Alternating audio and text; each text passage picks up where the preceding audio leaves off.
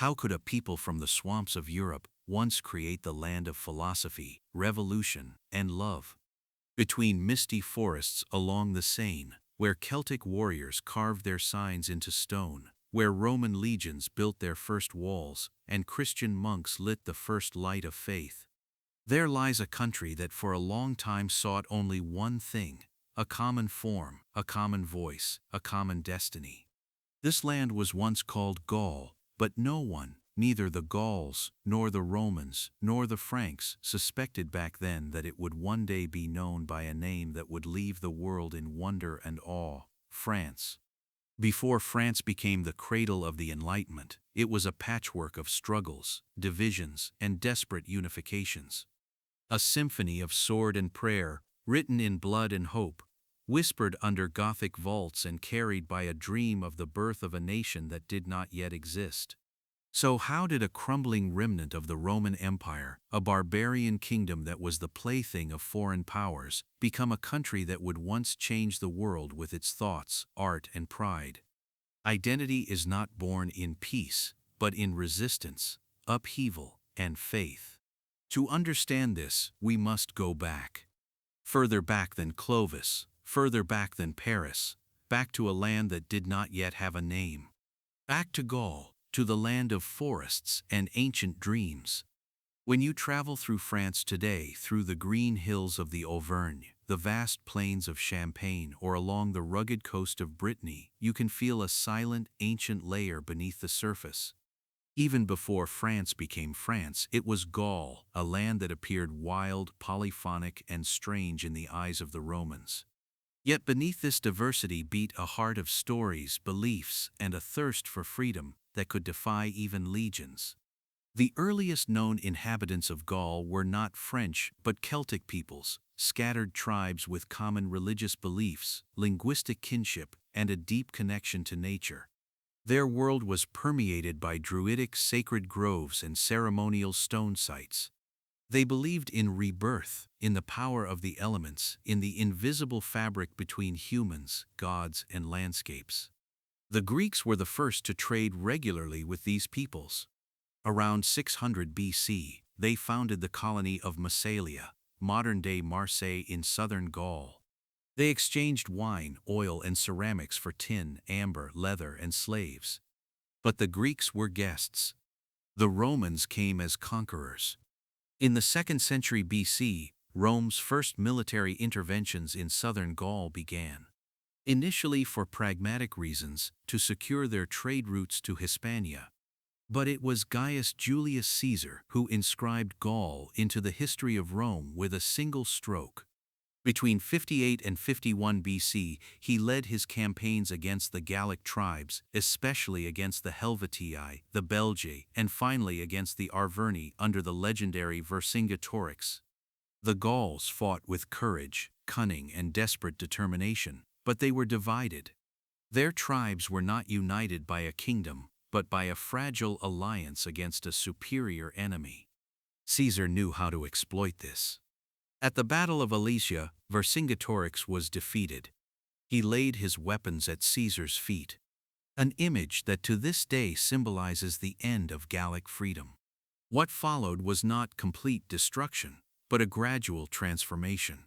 Rome brought its roads, its administration, its Latin language, and its urban culture. Celtic hill forts became Roman cities with forums, amphitheaters, and aqueducts. The religion became Roman, but not without Gallic colors. Gods like Teutotates or Cernunnos did not simply disappear. They merged with Roman deities. Gaul became a Roman province, but not just any province. Some of Rome's most respected emperors came from Gallic families. Claudius, the later emperor, was born in Lugdunum, modern-day Lyon. And even in the darkest times of the empire, when civil wars and Germanic invasions threatened Rome, Gaul was one of the last pillars of Western order. Yet something remained. Beneath the mosaics, the temple ruins, and the Latin inscriptions lived a deep, restless memory. The Gallic soul, characterized by a closeness to nature, pride, and a spirit of resistance, did not disappear. It transformed.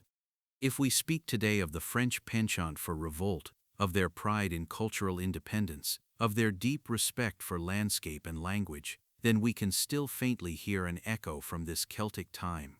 The Romans left behind more than ruins. They planted the Latin alphabet, administrative thinking, the concept of the citizen, and the republic. But France would never become a second Rome. It absorbed the Roman, but it remained deeply Gallic at its core. This dual heritage, Celtic and Roman, is not a contradiction. It is the beginning of a national consciousness that emerged neither from pure conquest nor from pure resistance, but from a centuries-long dance between submission and transformation.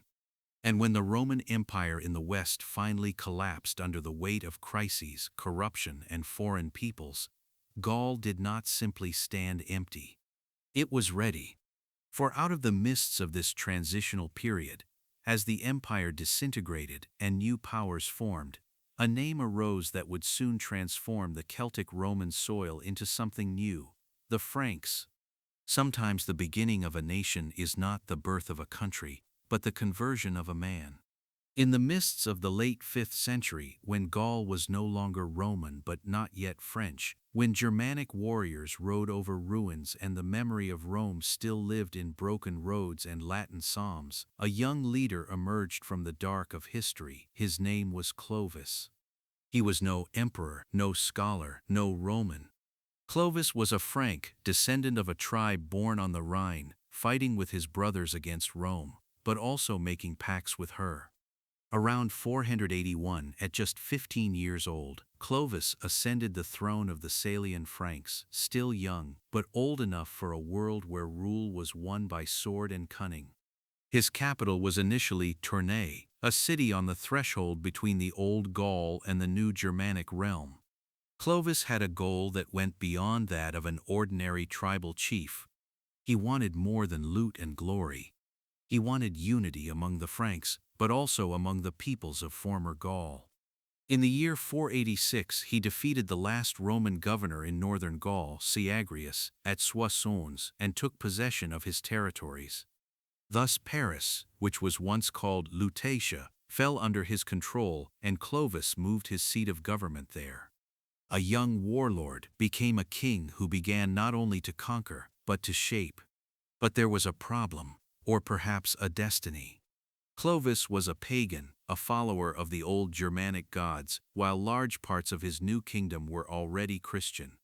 For centuries, Christianity had been rooted in the region through Gallo-Roman communities. But not all Christianity was the same. Most Germanic peoples, like the Visigoths or Burgundians, were Arians, a sect that questioned the divinity of Christ. In the eyes of the Roman Catholic Church, Arianism was not merely an error, but heresy. Clovis, however, whether out of conviction or clever calculation, chose a different path. His marriage to Clotilde, a Catholic Burgundian princess, was the first step. And then came the Battle of Tolbiac, also known as Zulpich, around 496. The Franks were losing ground against the Alemanni. In his desperation, Clovis called upon his wife's god and promised to be baptized if he achieved victory. The victory came, and with it the baptism. On a Christmas Eve, probably in 508, Clovis was baptized in Reims, accompanied by over 3,000 of his warriors. Bishop Remigius is said to have declared, "Bow your head, proud Frank, burn what you have worshipped, and worship what you have burned." This baptism was more than a personal transformation. It was a turning point in the history of Europe, for Clovis was the first Germanic king to join the Catholic faith and not the Arian variant. In doing so, he made himself the natural ally of the Pope, the beacon of hope for the Roman population in Gaul, and the legitimate heir of old Rome, not by blood, but by faith.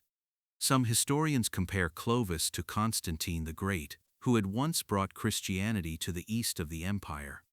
But while Constantine was a Roman emperor, Clovis was a man from the fringes, a barbarian with a cross in his hand.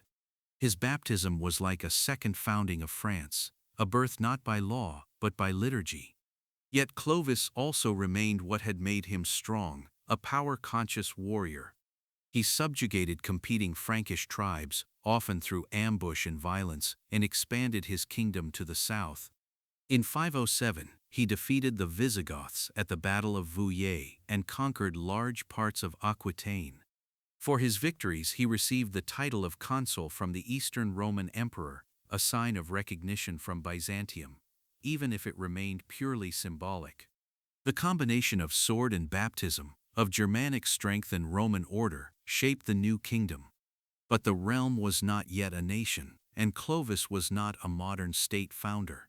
After his death in 511, his kingdom was divided among his 4 sons, a custom that would hinder France's unity for centuries to come. But the seed was sown. The idea of a Catholic Frankish empire, based in Paris, led by a king, and consecrated by the Church, had begun to take shape. France was not yet born, but it breathed for the first time. The death of a king often brings not the end of his power, but the beginning of the dispute over his inheritance. When Clovis died in the year 511, the Frankish kingdom was larger than ever before, stretching from the Loire to the Somme, from Paris to Aquitaine. But it was not the realm of a state, it was the property of a man, and so it was treated, not like an indivisible crown, but like a farm divided among his sons. There were 4 of them: the Euderic, Clodomir, Childebert, and Clothar. Each inherited a piece of the kingdom, but none received the whole. And thus 4 sub-kingdoms emerged, with fluid borders, competing interests, and brothers who rarely remained brothers. The main regions, Neustria in the west, Austrasia in the east, Burgundy in the southeast, and Aquitaine in the south, began to write their own history, often against one another, rarely with one another. It was not the first time in history that an empire was divided among siblings. One only has to recall the Diadochi after Alexander the Great, or later the sons of Louis the Pious. But with the Merovingians, this practice had an almost systemic character: partible inheritance. The complete division of rule among all sons was not an accident, but a tradition. The result was predictable. Where Clovis had united with sword and baptism, there now arose mistrust, intrigues, and a constant struggle for supremacy. Just a few years after Clovis's death, his sons waged war against each other. Not for foreign lands, but for a larger piece of their own father's inheritance. Particularly tragic was the fate of Clodomir's children. After his death in the year 524, his 3 sons, still children, were lured into an ambush by their uncles. 2 of them were murdered. The 3rd fled to a monastery. As cruel as that sounds, in the logic of this time it was almost consistent. Unity could only be achieved through elimination, be it by battle, marriage, or blade. In fact, Clothar, the last surviving son of Clovis, succeeded in reuniting the kingdom in 558. However, only briefly. He too died, and once again the realm was divided among his sons. A cycle began that would stretch over generations. Death, division, war, reunification, new death. But it was not only men who shaped this time. A woman stepped onto the stage whose influence was extraordinary: Brunhilde, princess of the Visigoths, wife of a Frankish king and later regent in Austrasia. Smart, educated, and power-conscious, she held the political strings for decades, often against the bitter resistance of her male opponents. In the end, however, she too fell victim to a cruel power play. In the year 6113, she was defeated by Clothar the Sea, who had her tortured and executed, allegedly torn apart by a horse. With Clothar II, the Frankish kingdom was united once again, and his son Dagobert I, who died in 639, was one of the last Merovingians to rule with real authority. He founded monasteries, reformed the administration, and was almost idealized by later chroniclers. But after his death, the kingdom fell back into its usual fragmentation, and this time deeper than ever before. For now, new figures stepped into the foreground: the mayors of the palace. Originally just administrators of the royal household, they soon became the actual rulers. The king sat on the throne, but the mayor of the palace held the reins. This gave rise to the image of the roi fainéant, the do-nothing king. A king who blessed, smiled, but no longer governed. And yet, in this weakness lay an opportunity for something new. For while the Merovingians faded, a new dynasty grew out of the shadows, the Carolingians, descendants of a mayor of the palace named Pepin and his son, a man who would soon become a legend himself, Charles Martel. It was a time when old certainties crumbled, when kings barely ruled but were merely blessed, and when Europe was reshaping itself, not through treaties or laws but through battles, alliances, and the quiet rise of new names.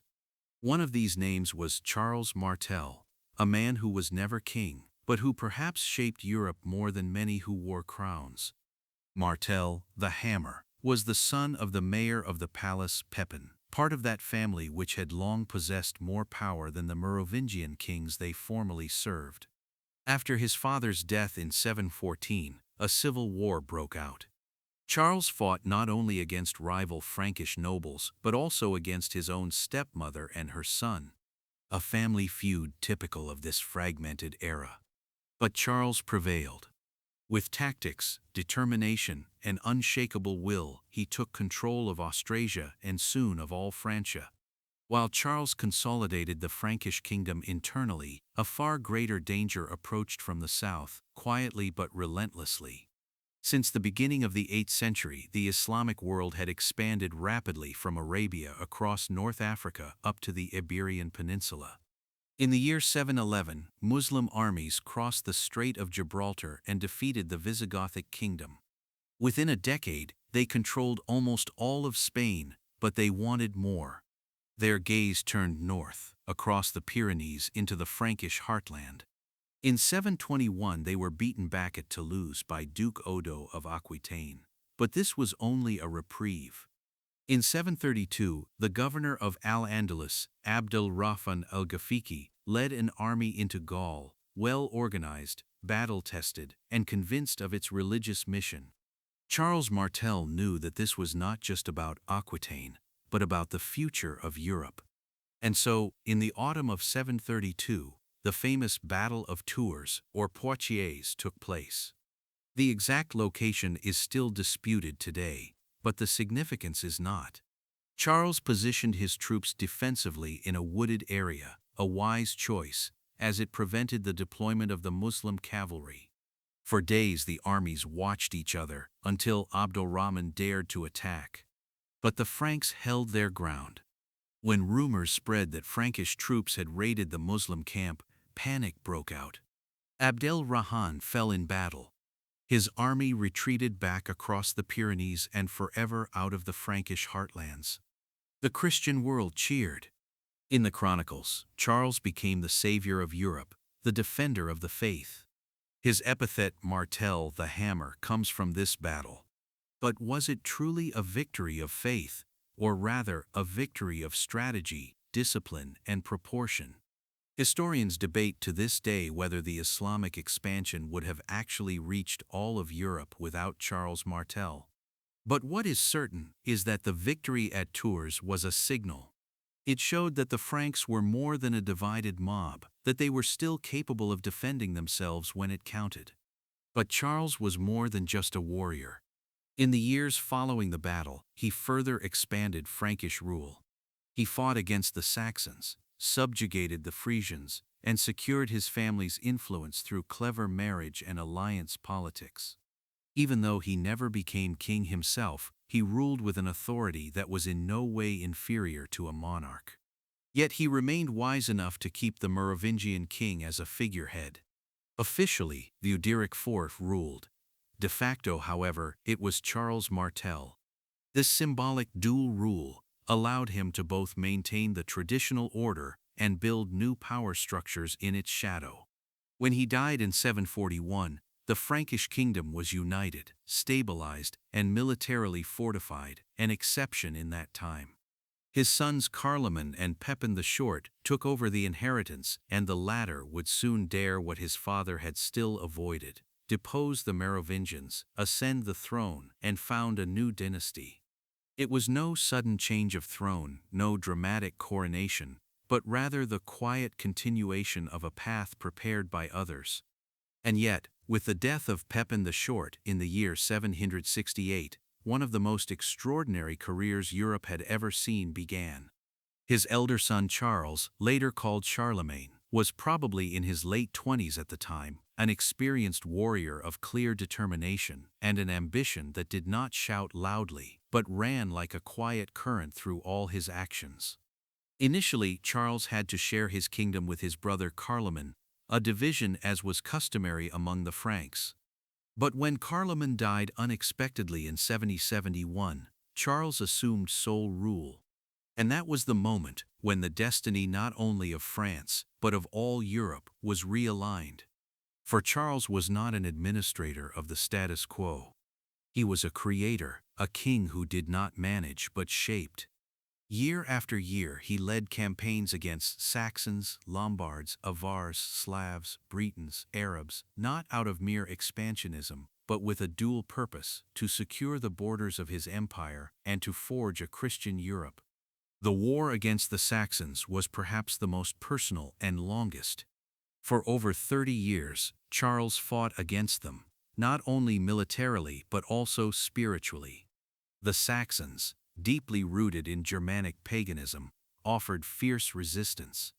But Charles was relentless. After every uprising followed forced baptism, after every relapse, punishment. The most famous, or infamous, episode was the massacre of Verdun in 782, where 4,500 Saxons were executed on Charles's orders. For many historians, a dark stain on the image of the Father of Europe. For Charles, probably a necessary means to enforce his order. At the same time, however, Charles was not merely a warlord. He was also the patron of an intellectual renewal later known as the Carolingian Renaissance. In his residences, especially in Aachen, he gathered scholars, had ancient manuscripts copied, founded schools, and ensured a standardization of the liturgy. It was under Charles that spaces, uppercase and lowercase letters, and question marks first found their way into Latin texts. Seemingly small things, but they revolutionized access to knowledge. In the year 800, his reign reached its symbolic peak.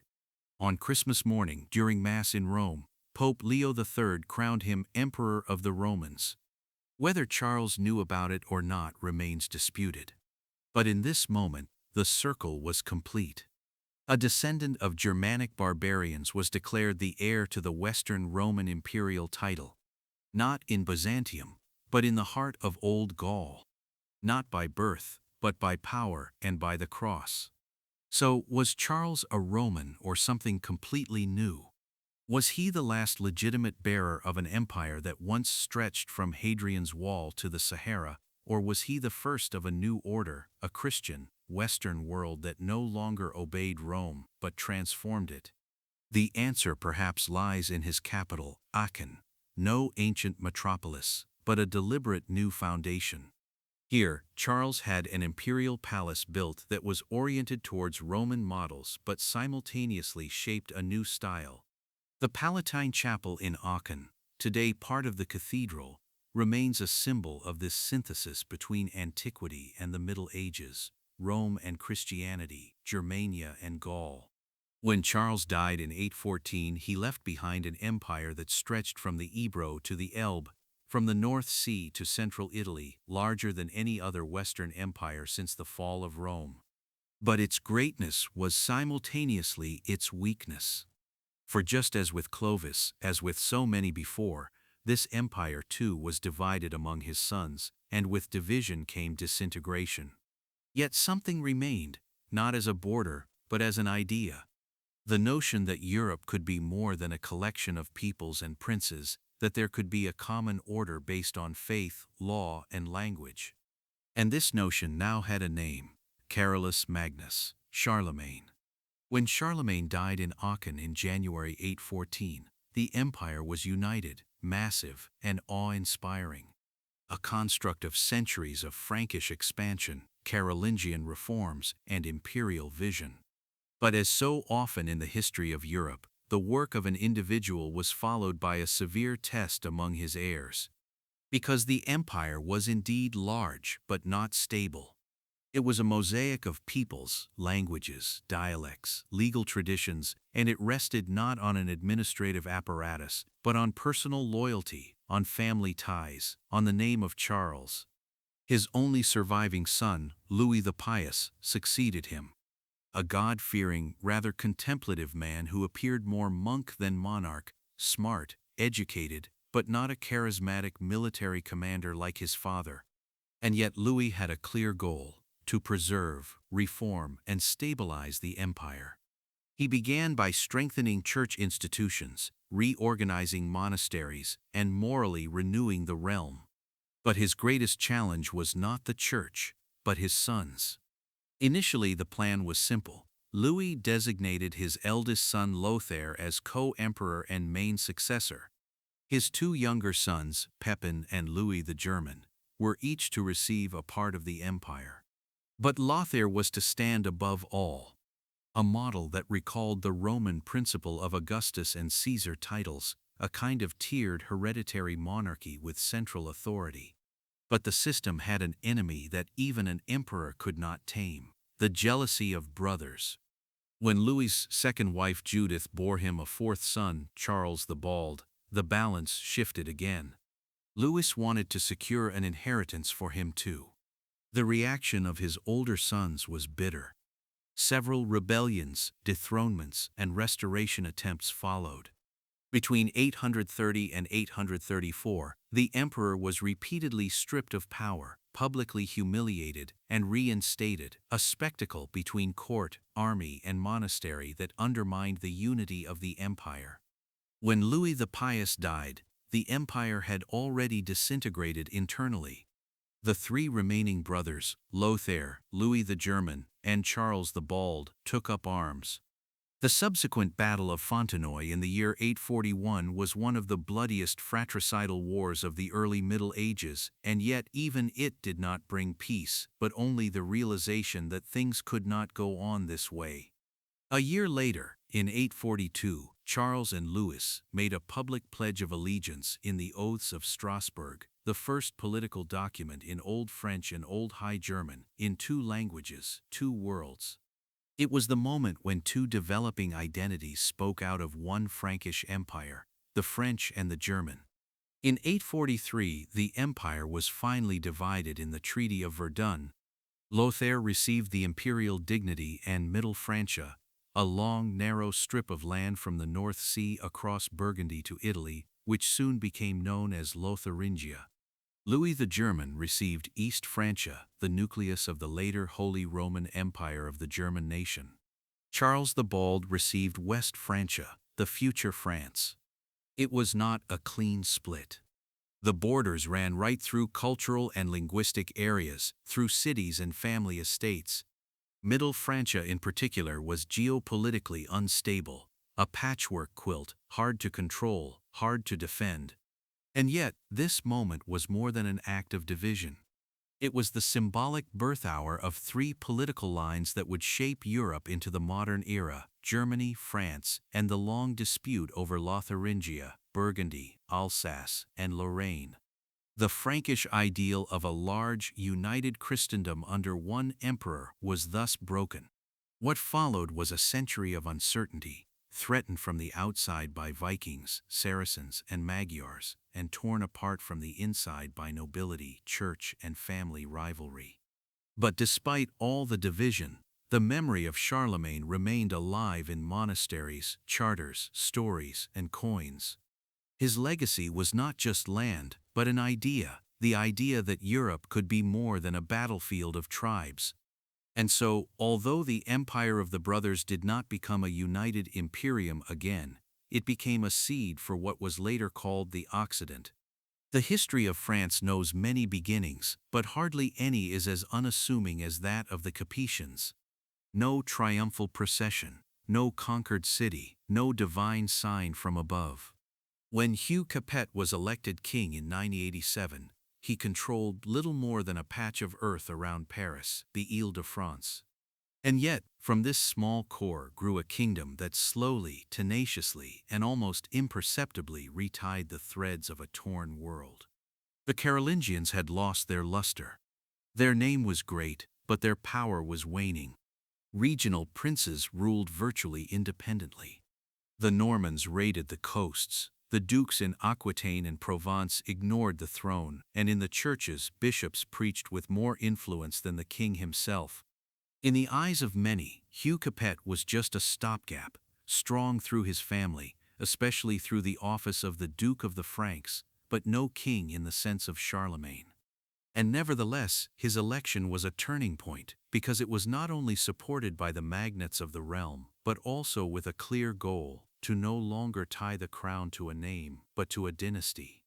And that is exactly what the Capetians did. They brought stability, not through power, but through consistency. Hugh's son Robert II seamlessly took over the succession, a rare occurrence for that time.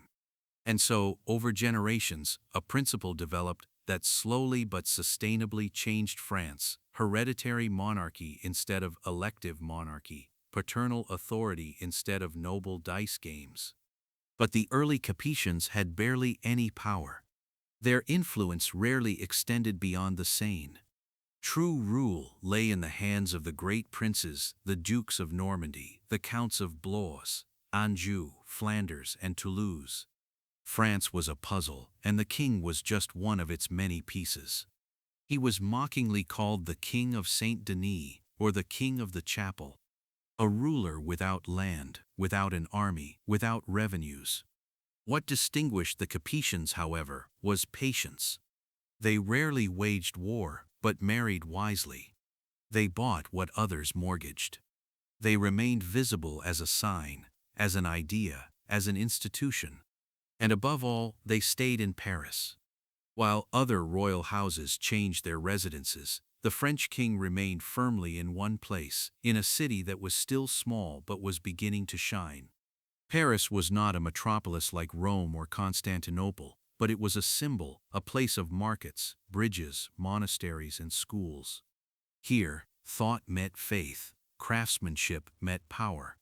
The kings built not only castles but trust, and while they still experienced themselves as weak, the image of kingship in the population slowly became the epitome of order, especially compared to the often quarreling, plundering, and volatile princes.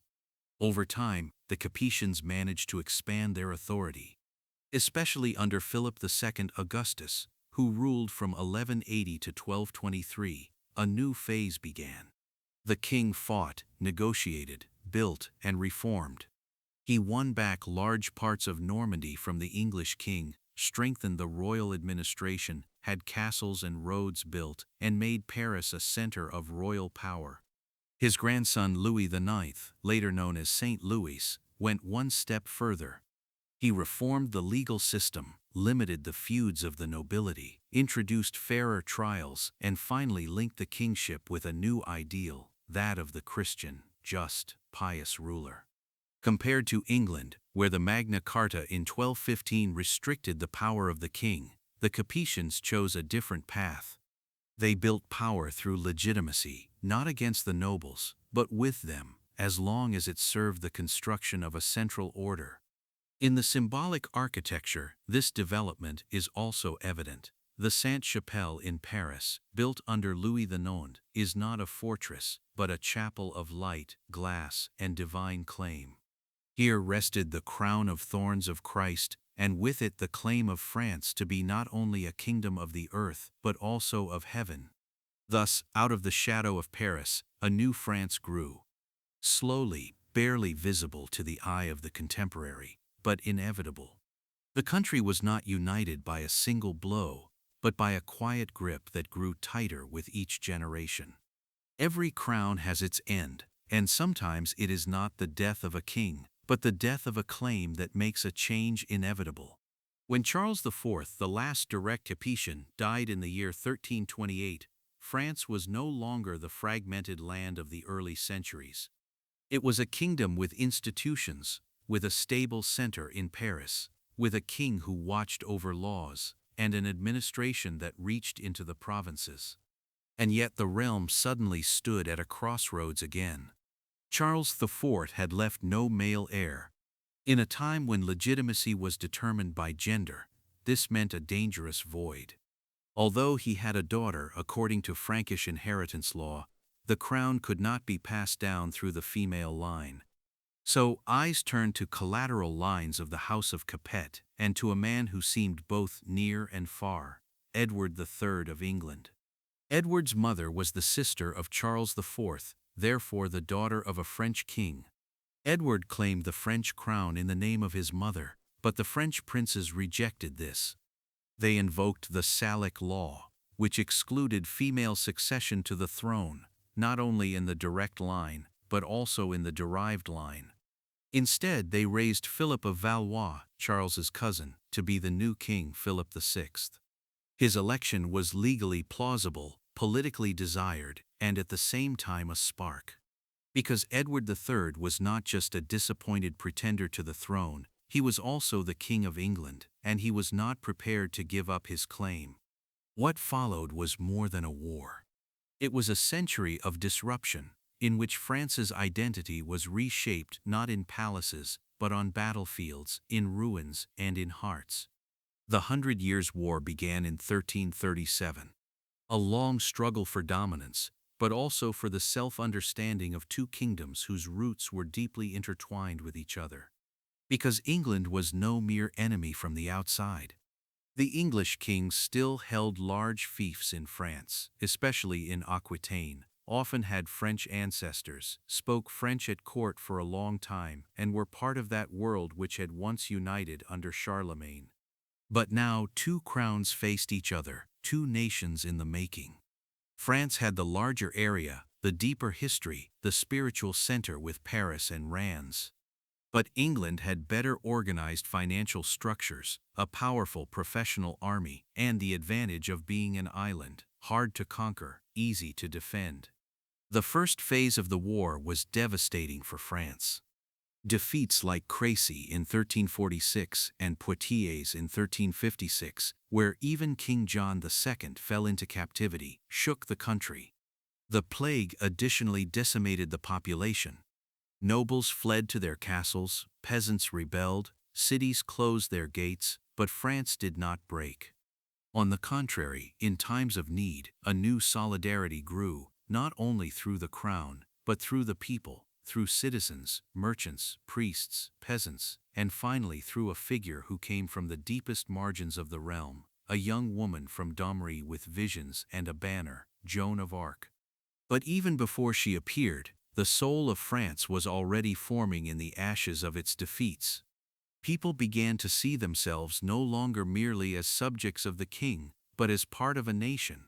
The king was no longer just a ruler by birth, but by calling. Not just the administrator of a fiefdom, but the focal point of a country with history, language, faith, and pain.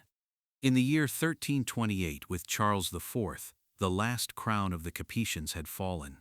But their legacy lived on, not in a single name, but in an idea, that France is more than the sum of its principalities, that it is a country that grows through trials, learns through conflicts, and finds its voice through crises. And so began the era of the Valois, and with it the great test of a national identity. An identity that was not born in peace, but forged in the fire of war. France was not born in a day.